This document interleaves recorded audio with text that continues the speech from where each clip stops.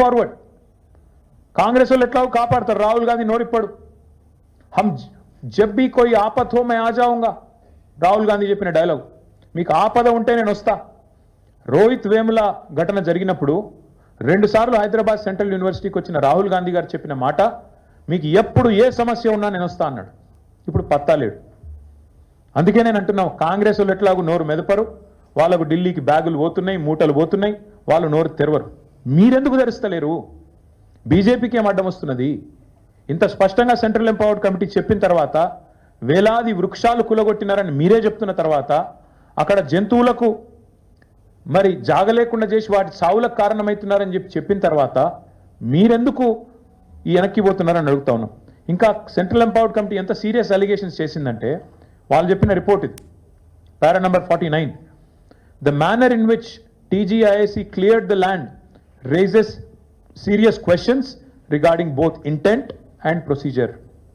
వాళ్ళ ఉద్దేశాలు, వాళ్ళు ఏ పద్ధతిలో పోయారో రెండింటి మీద కూడా మాకు తీవ్రమైన అనుమానాలు ఉన్నాయి. ఇది సెంట్రల్ ఎంపవర్డ్ కమిటీ చెప్పిన మాట. ఇంతటితో ఆగలేదు, ఇంకా చాలా చెప్పారు. వారు state government should have ideally looked into these facts while constituting an expert committee. Forest like ఏరియానా కాదా చూసుకోవాలి కదా స్టేట్ గవర్నమెంట్ అన్నారు. అట్లాగే ఏం చెప్పారు, prevention and control of pollution act 1981, అదేవిధంగా వాటర్లో prevention and control of pollution act 1974, ఈ రెండింటికి సంబంధించి ఈఐఏ ఎన్వైరన్మెంటల్ ఇంపాక్ట్ అసెస్మెంట్ ఏదైతే జరగాలో, it appears to be a deliberate act by TGIAC to bypass environmental scrutiny. Environmental స్క్రూటినీని బైపాస్ చేస్తూ ఈ 2 చట్టాలను తుంగలో తొక్కుతూ 1981 చట్టం, 74 చట్టం, ఈ రెండింటిని తుంగలో దొక్కుతూ ఈఐఏ నోటిఫికేషన్ 2006ను కూడా తుంగలో దొక్కుతూ డెలిబరేట్గా టీజీఐఏసీ పనిచేసింది అంటూ అభిశంసించింది సెంట్రల్ ఎంపవర్డ్ కమిటీ. అట్లాగే ఇంకా చాలా చెప్పారు. CEC after examination of historical documents and agreements, the central empowered committee is of the opinion that the University of Hyderabad prima facie appears to be the rightful legal owner of the subject land. ఈ land ఎవరిదో కూడా వారు చెప్పారు. దాంతోపాటు ఏం చెప్పారు, ఇంకా ఘోరమైన మాట అన్నారు. Additionally public money has been put at risk as government funds are now subordinated to bond repayments tied to this disputed land. Shockingly, even a notified lake within the area has been mortgaged. ప్రజల పైసలు, రాష్ట్ర సంపద మీ దుందుడుకు చర్యల వల్ల ప్రమాదంలో పడింది. ఇది నా మాట కాదు, సెంట్రల్ ఎంపవర్డ్ కమిటీ మాట. ఇంకొక మాట అన్నారు, shockingly even a notified lake within the area has been mortgaged. ఎవడన్నా ప్రపంచంలో చెరువును తాకట్టు పెడతాడండి? నాకు అర్థం కాదు. రేవంత్ రెడ్డి లాంటి పిచ్చి సన్నాసి తప్ప ఒక చెరువును తాకట్టు పెట్టే విధవ ప్రభుత్వం అయితే ప్రపంచంలో ఏది ఉండదు, ఒక రేవంత్ రెడ్డి ప్రభుత్వం తప్ప. అది కూడా చెప్పింది సెంట్రల్ ఎంపవర్డ్ కమిటీ. అట్లాగే వాడు చెప్పిన మాట, these actions call for investigation by a specialized agency, immediate judicial intervention and corrective steps to review and corrective steps so that issue of ownership of the subject land is decided. అట్లాగే ఇంకా చాలా చెప్పారు. ఇంకా ecological richness గురించి, ఎట్లా వీళ్ళు తుంగలో దొక్కారు ఎన్ని చెట్లను, అట్లాగే మరి సిఈసి ఎక్స్పర్ట్ కమిటీ మరి ఆఫీసర్లను కూడా ఎట్లా అభిశంసించింది, ఇవన్నీ కూడా ఇంత వివరంగా ఈ రిపోర్ట్లో ఉన్నాయి.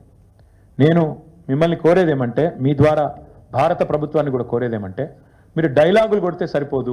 మీ పార్టీ యొక్క స్టూడెంట్ యూనియన్ ఏబీవీపీ కూడా ఆందోళన చేసింది, మీ పార్టీ ఎమ్మెల్యేలు ఆందోళన చేశారు. మరి మీరెందుకు స్పందించట్లేదు కేంద్ర ప్రభుత్వాన్ని నేను అడుగుతున్నా. ఎందుకు రేవంత్ రెడ్డి గారి ప్రభుత్వాన్ని కాపాడే విషయంలో ఇంత ఆరాటపడుతున్నారని నేను అడుగుతా ఉన్నా. ఇక ముఖ్యమంత్రి గారి గురించి అయితే చెప్పాల్సిన అవసరం లేదు. ఆడ జింకలే లేవు, గుంటనక్కలు ఉన్నాయన్నారు. ఇవాళ గుంటనక్క ఎవరో సుప్రీంకోర్టు చెప్పింది. నిన్నటిదాకా ప్రచారం చేశారు, ఏఐ జనరేటెడ్ వీడియోలు అని చెప్పి కేసులు కూడా పెట్టారు. ఆఖరికి ఇంత మూర్ఖపు ప్రభుత్వం అంటే రీట్వీట్ చేస్తే కూడా కేసు పెట్టారు ఏఐ జనరేటెడ్ వీడియోలను. అరే నేను అడుగుతా ఉన్నా, మరి నిన్న గవాయి గారు అన్నారు అది ఏఐ జనరేటెడ్ కాదు, మన్ను కాదు, మేము చూసినాం వీడియోలు, ఆ మూగజీవుల ఆర్తనాదాలు విన్నాం. మరి గవాయి గారి మీద కూడా కేసు పెడతావా? పెడతాడేమో రేవంత్ రెడ్డి, పెట్టినా పెడతాడు. అంటే ఎంత మూర్ఖపు ప్రభుత్వం అంటే, ఇవాళ ఆడ చచ్చిపోతున్న జింకలు లేవంటాడు, గుంటనక్కలు ఉన్నాయంటాడు. ఇంకా దారుణం, అక్కడ మొత్తంగా అన్నిటికన్నా దారుణమైన విషయం, ఇవాళ చేయాల్సిందంతా ముఖ్యమంత్రి చేస్తాడు. ఈ దూకుడంతా ముఖ్యమంత్రిదే, ఆ పైసల వేట ముఖ్యమంత్రిది, మూటల వేట ముఖ్యమంత్రిది. కానీ బలి పశువులు అవుతున్నది ఎవరు? చీఫ్ సెక్రటరీ గారు, అధికారులు. అందుకే మేము అధికారులకు కూడా చెప్తున్నాం, జాగ్రత్తగా ఉండండి. ఇవాళ ఐఏఎస్ అధికారుల వంతు, ఫారెస్ట్ అధికారుల వంతు అయింది. నేను పోలీస్ అధికారులకు కూడా చెప్తా ఉన్నా, ఇష్టం వచ్చిన కేసులు పెడుతున్నారు. రేవంత్ రెడ్డి ప్రైవేట్ సైన్యంలాగా పనిచేస్తూ ఉన్నారు కొంతమంది. అందరిని అనను, కొంతమంది. ఆ కొంతమందికి నేను చెప్తున్నా, మిమ్మల్ని కూడా వదిలిపెట్టాం, మీ మీద కూడా సుప్రీంకోర్టుకు పోతాం. ఇష్టానుసారం చెలరేగిపోయి అడ్డమైన కేసులు పెడుతున్న పోలీస్ అధికారులు ఎవరైతే ఉన్నారో ఆ కొంతమందికి నేను చెప్తా ఉన్నా, అందరినీ కాదు. అందరూ ఉలిక్కిపడాల్సిన అవసరం లేదు. ఎవరైతే రేవంత్ రెడ్డి ప్రైవేట్ ముఠాలాగా పనిచేస్తున్నారో వాళ్ళకి నేను చెప్తున్నా, మీరు కూడా సుప్రీంకోర్టుకు పోయి మేము మిమ్మల్ని కూడా బయట పెడితే మీరు కూడా ఊచలు లెక్క పెట్టాల్సి వస్తుంది. మీరు కూడా సుప్రీంకోర్టుతో తలవాచి తిట్లు తినాల్సి వస్తుంది. మీకు కూడా ఇగో వీళ్ళకి పట్టిన గతే మీకు కూడా పడుతుంది. జాగ్రత్తగా ఉండండి. ఖచ్చితంగా పోతాం. ఇప్పటికే రీట్వీట్లు చేస్తే కేసులు, దానికి కూడా కేసు పెడతారండి. ప్రపంచంలో ఎక్కడ చూడలేదు ఇది. అంటే ఇంత మూర్ఖంగా మరి ఈ ప్రభుత్వం చేస్తున్న వ్యవహారాన్ని ఇవాళ సుప్రీంకోర్టు ఏదైతే ఎండగట్టిందో వారికి అభినందనలు తెలియజేస్తూ మరి మేము కూడా ఎదురు చూస్తాం. ఇవాళ 17వ తారీఖు నెలాఖరు దాకా చూస్తాం. ఎందుకంటే మోడీ గారి ప్రభుత్వం నిజంగా వారు ఏమైనా చెప్పేది నిజమా కాదా, బీజేపీకి ఏమైనా చిత్తశుద్ధి ఉన్నదా లేదా చూస్తాం. తర్వాత కూడా ఓపికగా కేంద్ర ప్రభుత్వ సంస్థల దగ్గరికి పోతాం. మా మీటింగ్ కూడా ఉంది ఏప్రిల్ 27. అది అయిపోయినాక కేంద్ర ప్రభుత్వ సంస్థల దగ్గరికి మా పార్టీ నుంచి పోతాం. పోయి వారికి ఆధారాలతో సహా మళ్ళీ ఇస్తాం, ఫిజికల్గా ఇస్తాం. అప్పుడు కూడా స్పందించకపోతే ప్రజాక్షేత్రంలో బీజేపీని కూడా తప్పకుండా ఎండగడతాం. మీకు చిత్తశుద్ధి లేదు, రేవంత్ రెడ్డి ప్రభుత్వాన్ని కాపాడుతున్నదే మీరు అని చెప్పాల్సి వస్తుంది. 1996లో ఇచ్చిన సుప్రీంకోర్టు తీర్పు నిన్న కూడా జస్టిస్ గవాయ్ కోట్ చేశారు. సుప్రీంకోర్టు తీర్పు చాలా స్పష్టంగా ఉంది. మేము ఇదివరకు కూడా చెప్పాం, మళ్ళీ చెప్తున్నాం.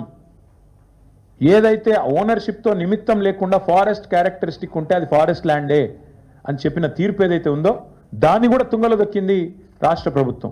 అందుకే మేమనేది, ఈ ఆర్థిక దోపిడీ, ఈ పర్యావరణం మీద జరిగిన అరాచక దాడి, వీటన్నిటి విషయంలో ఖచ్చితంగా నరేంద్ర మోడీ గారు స్పందించాలి.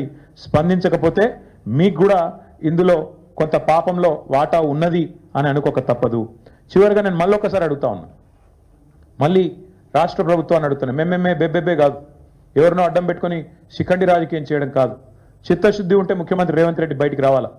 ఫార్ములా ఈ కేసులో నా మీద ఏదో అడ్డమైన ఆరోపణలు చేస్తే నేను చెప్పిన, నేను విధానపరమైన నిర్ణయం మంత్రిగా తీసుకున్నానని చెప్పిన, అధికారులను బలిపశువుని చేయలే. ఐఏఎస్ అధికారులను వాళ్ళను వీళ్ళను ముంగట దోసేసి నేను వెనక తప్పుకోలే. ఎస్, ఏమైనా ఆ విధానపరమైన నిర్ణయం విషయంలో మీకేమైనా అభ్యంతరం ఉంటే దానికి బాధ్యత నేను తీసుకుంటా అని చెప్పి ఇప్పుడు కూడా చెప్తున్నా. రాజకీయం అంటే అట్లా చేయాలి, అంతేగాని మంచి జరిగితే నాది, చెడు జరిగితే అధికారులది అని ముందు పెట్టి వాళ్ళని బలిపశువులను చేసే కుసంస్కారం మా పార్టీకి లేదు. ఇవాళ నేను రేవంత్ రెడ్డిని అడుగుతా ఉన్నా, నువ్వు చెప్పు, బయటికి రా. ఇప్పటిదాకా నోరు విప్పలే. 400 ఎకరాల భూమిని, నీది కాని భూమిని టీజీఐఏసీ తాకట్టు పెట్టి 10,000 కోట్ల అప్పు తీసుకోవడం తప్పు కాదా? నంబర్ 1.